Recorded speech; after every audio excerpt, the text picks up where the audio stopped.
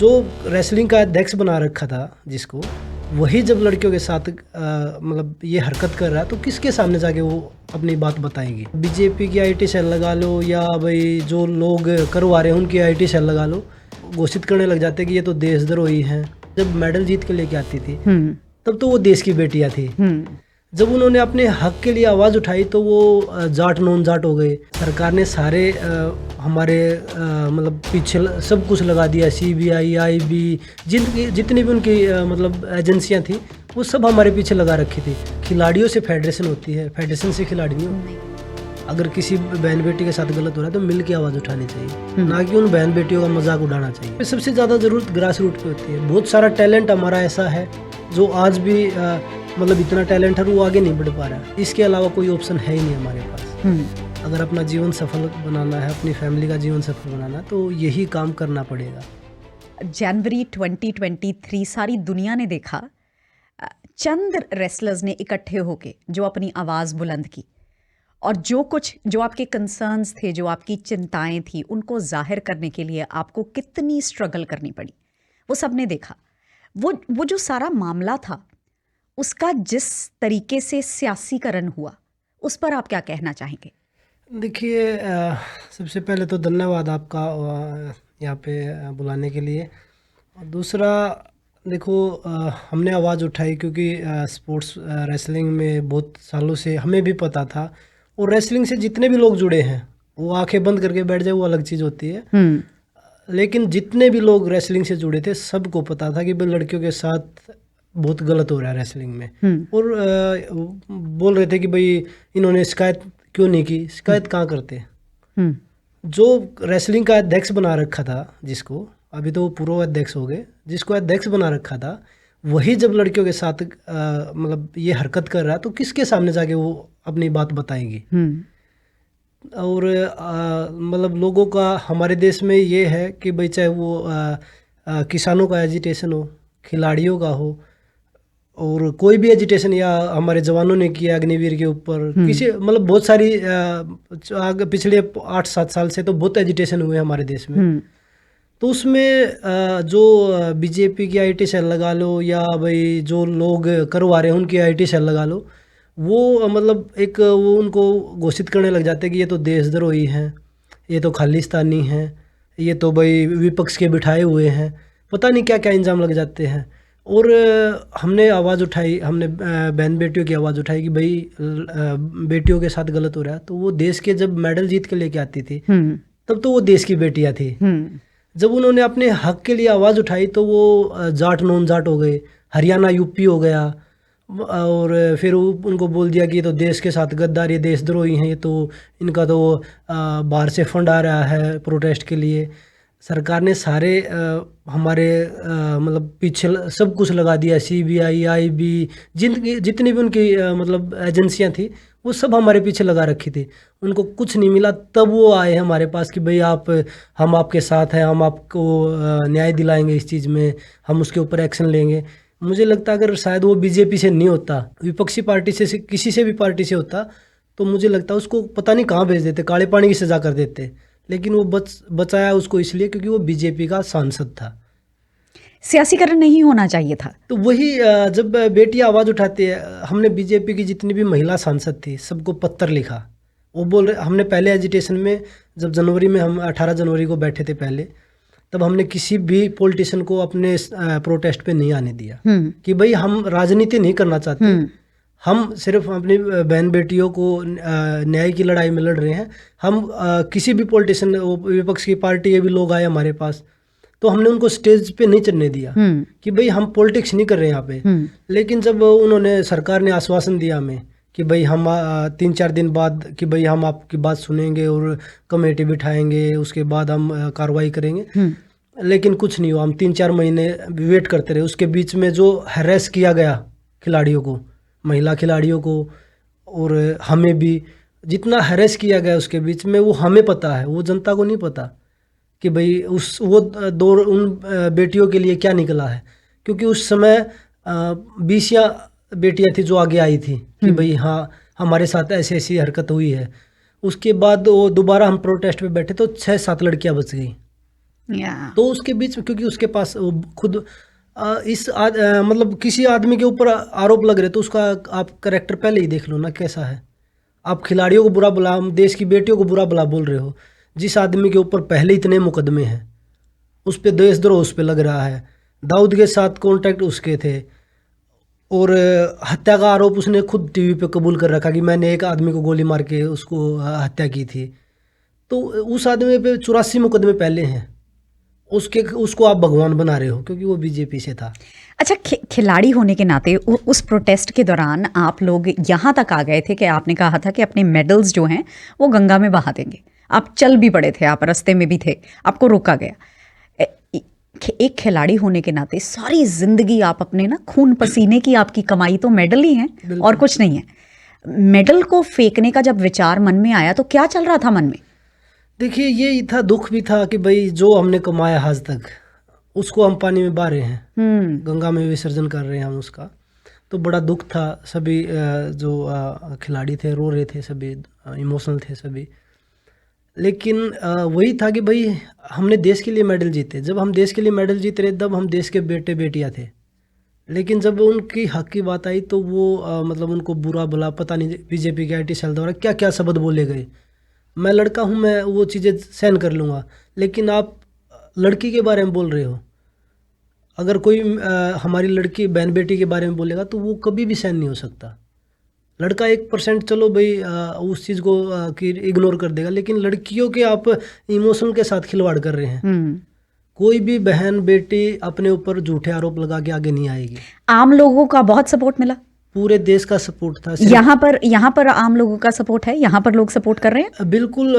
जब भी हम कहीं पे भी कंट्री में गए, अब मैं यहाँ कनाडा आया हूँ तो यहाँ पे बहुत लोग बोल रहे हैं कि भाई हम आपके साथ हैं, और ऐसे कभी नहीं होना चाहिए था, आप लोगों की बात सुनी जानी चाहिए थी, लेकिन बहुत गलत हुआ। और कहीं भी कंट्री में जाते हैं, मैं ट्रैवल करते हैं, ट्रेनिंग के लिए गए हैं उसके बाद, और टूर्नामेंट खेलने के लिए भी गए, तो सभी खिलाड़ी पूछ रहे हैं कि भाई बहुत गलत हो रहा है, ऐसा नहीं होना चाहिए था। खिलाड़ियों से फेडरेशन होती है, फेडरेशन से खिलाड़ी नहीं होते। बिल्कुल ठीक है, क्योंकि वो ये है, देश से हम है, हमारे से देश है। क्योंकि जब देश का युवा आगे बढ़ेगा तभी तो देश आगे बढ़ेगा ना।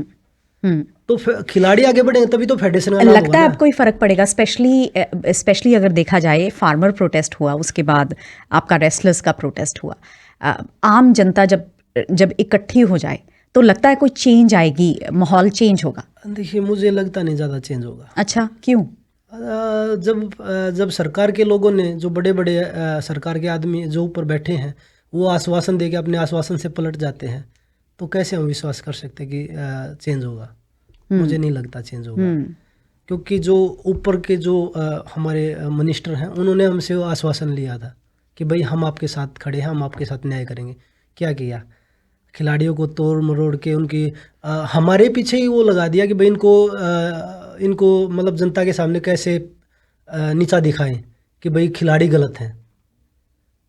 तो वो मुझे नहीं लगता कि ज़्यादा कुछ। हमारे किसान भाई, 750 किसानों की पहले शहादत हुई, अब 3-3.5 महीने से अभी किसान बैठे हैं, 100 के आसपास अभी शहादत होगी।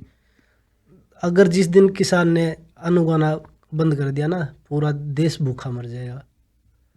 कैसे चेंज आएगा फिर? बदलाव कैसे आएगा? ये सभी लोगों को इकट्ठा आवाज़ उठानी पड़ेगी। ये नहीं कि भाई ये आपका मामला है तो मैं क्यों बीच में बढ़ूँ।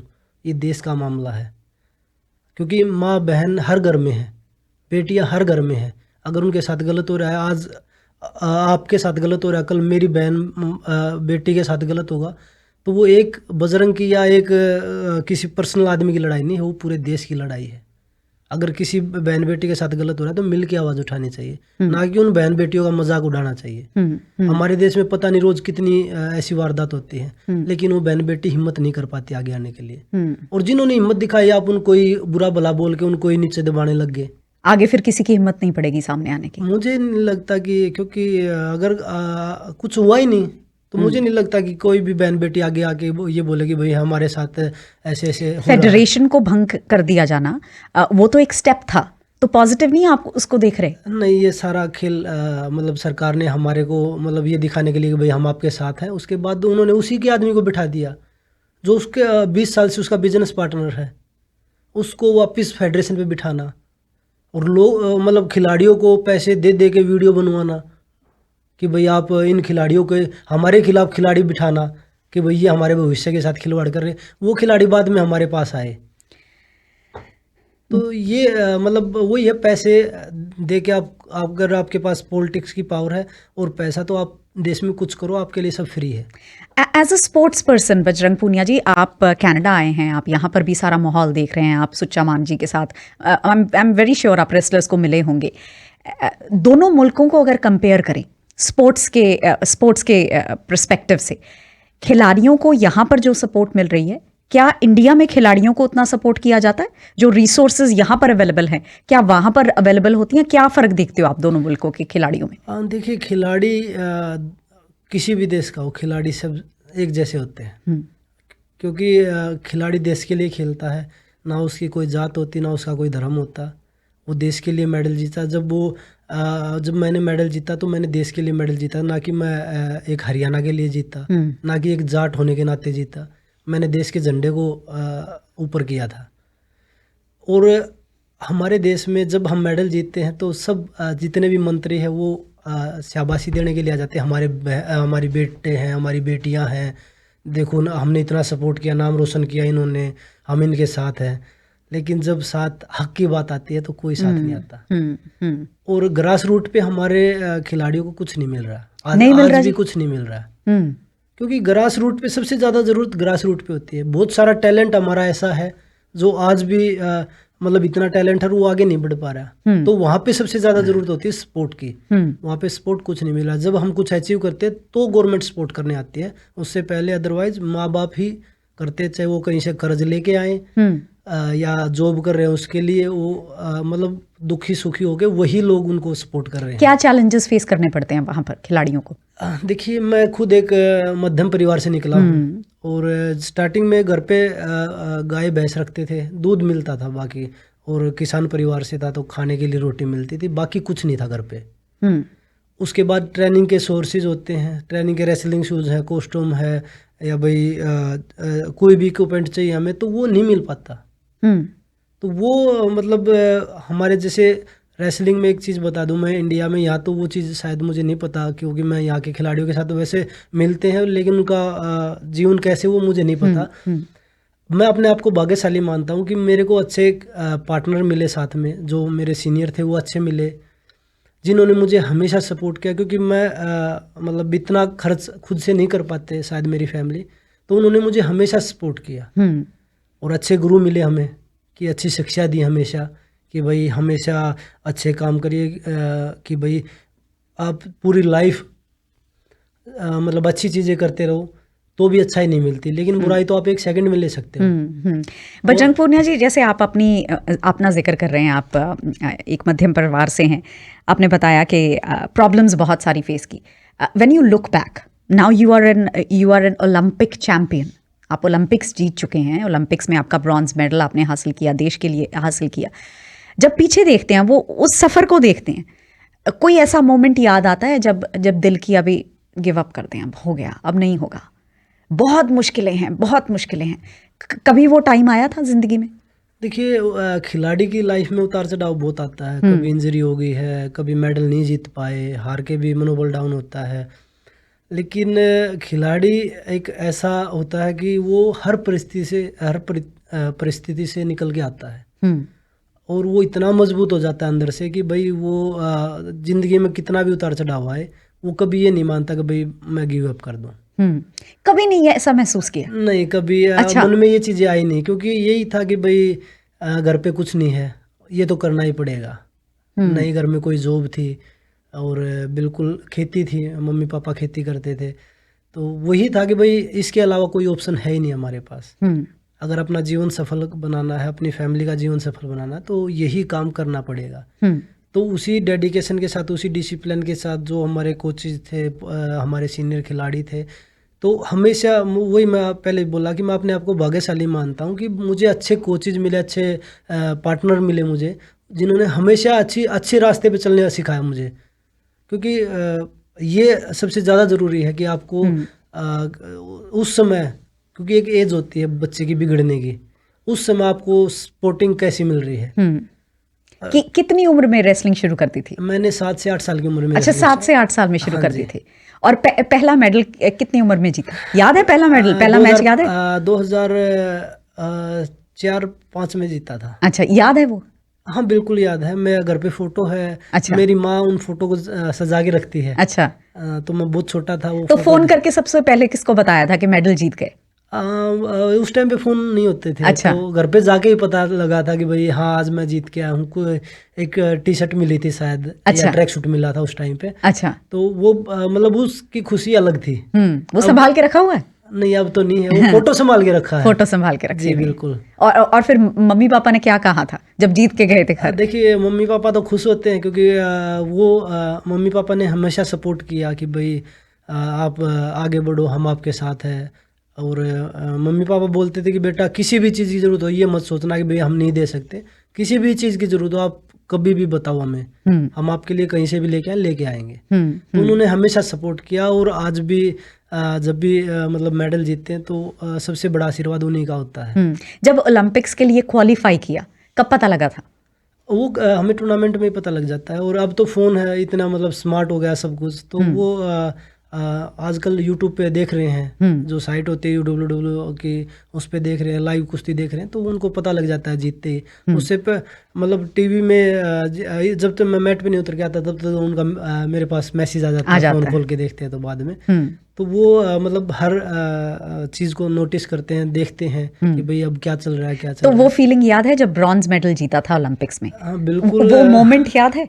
बिल्कुल बहुत खुशी थी क्योंकि एक चीज़ दुख भी था क्योंकि ये था कि भाई गोल्ड के लिए ट्रेनिंग कर रहे हैं। लेकिन ओलंपिक से जस्ट 1 महीना पहले मैं रसिया में टूर्नामेंट खेला था, तो मुझे नी इंजरी हो गया था। अच्छा। तो डॉक्टरों ने मना कर दिया था खेलने के लिए कि भाई सर्जरी होगा, अगर आप ज़्यादा रिस्क लेंगे तो मतलब चल भी नहीं पाओगे। अच्छा। तो वो समय मतलब मुझे ये था कि भाई इंजरी के बाद 65 में मेडल जीतना मेरे लिए बहुत बड़ी अचीवमेंट थी। और वो मुझे लगता कि देशवासियों की दुआएं थी जो वो मेडल मैंने जीता। क्योंकि बहुत सारे खिलाड़ी फिट होते हुए भी मेडल नहीं जीत पाते, और मुझे इंजरी में वो मेडल मिला। तो मैं खुद अपने आप को मानता हूँ कि भाई सभी देशवासियों ने मेरे लिए दुआ की थी, इसलिए वो मेडल मुझे मिला। और उसकी फीलिंग मैं शब्दों में तो बता भी नहीं सकता कि भाई वो फीलिंग क्या थी।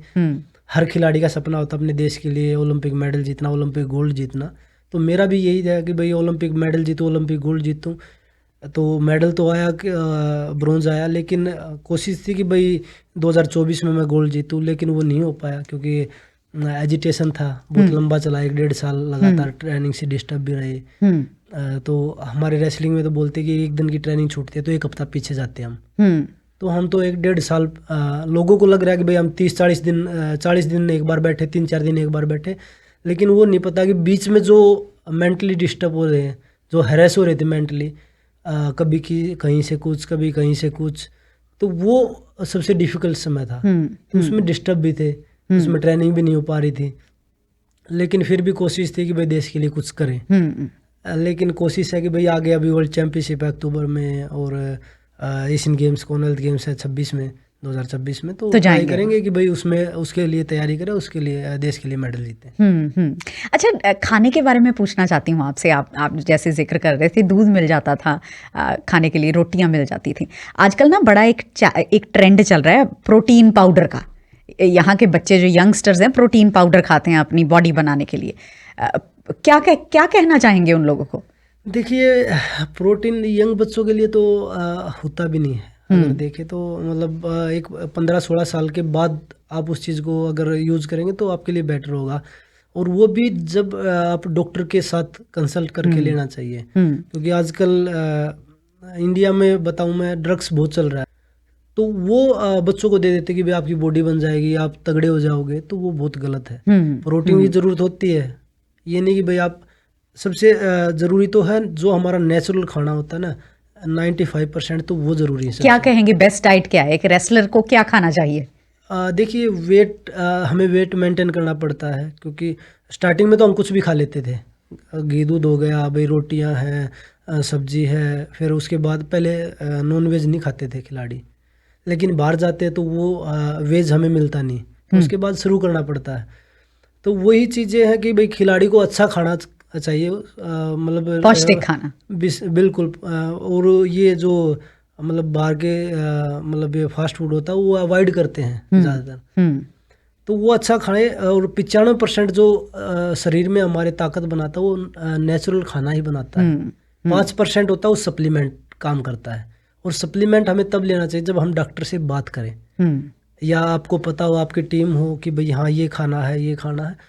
क्योंकि आजकल वो आप बता रहे हो कि बॉडी बनानी है, ये करना है, तो वो बहुत गलत चीज़ें चल रही हैं, और वो हमारे बच्चों के लिए बहुत नुकसानदायक है। क्योंकि बहुत सारी इसमें डेथ भी हो चुकी है स्पोर्ट्स में, कि भाई ये खा रहे हैं जिम में जा रहे हैं तो आप स्टेरॉइड लेके आप बहुत सारी वीडियो हम देखते हैं सोशल मीडिया पे आती हैं, तो वो वेट करते करते ही वो शरीर छोड़ देते हैं। संगीता फोगाट जी के साथ आपकी शादी हुई है। मैं पढ़ रही थी, जब आपकी शादी हुई आप लोगों ने 7 फेरे नहीं लिए, 8 फेरे लिए। सो 8वां फेरा किस चीज़ के लिए लिया था? देखिए, जो उनके फादर की सोच है कि भाई अपनी बेटियों को काबिल बनाओ, और कि भाई क्योंकि ये हमारे देश में दहेज प्रथा बहुत है, कि भाई मेरा जो मानना है, खुद का मानना है, क्योंकि मैंने जब शादी करी मैंने कुछ नहीं लिया था, तो मेरा खुद का मानना है कि भाई जिसने अपनी बेटी दे दी उसने सब कुछ दे दिया आपको। वो सबसे बड़ी दौलत है एक बाप के लिए।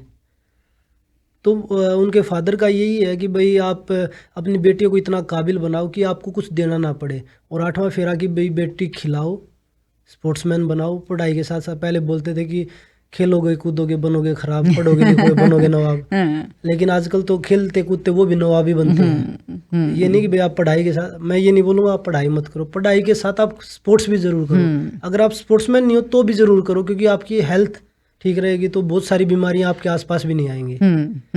तो उनके फादर का यही था कि भाई हाँ अपनी बेटियों को स्पोर्ट्स में डालो, किसी भी स्पोर्ट्स में। उनके फादर ने बहुत चैलेंजेस फेस किए हैं, तो इसलिए उन्होंने ये अपनी बेटियों को ये बताया कि भाई एक 8 फेरे करवा के मतलब लोगों को जागरूक कर रहे हैं कि भाई ये मत सोचो कि बेटियां कर नहीं सकती। आजकल तो बहुत अच्छी बात है, बहुत आजकल तो सभी बेटियां बेटों के साथ कंधा मिला के आगे बढ़ रही हैं। बिल्कुल बिल्कुल।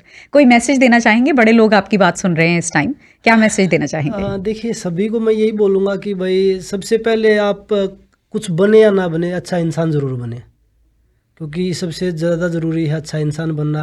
आपका व्यवहार है, आपके जो बड़े हैं, माता पिता हैं, गुरु हैं, या भाई आपके टीचर हैं, कोई मतलब जो भी हैं उनकी रिस्पेक्ट करो। वो सबसे ज़्यादा ज़रूरी है। आप कितनी भी ऊंचाई पे जाओ, पैर हमेशा ज़मीन पे रहने चाहिए। एब्सोल्युटली, बहुत अच्छी बात कही।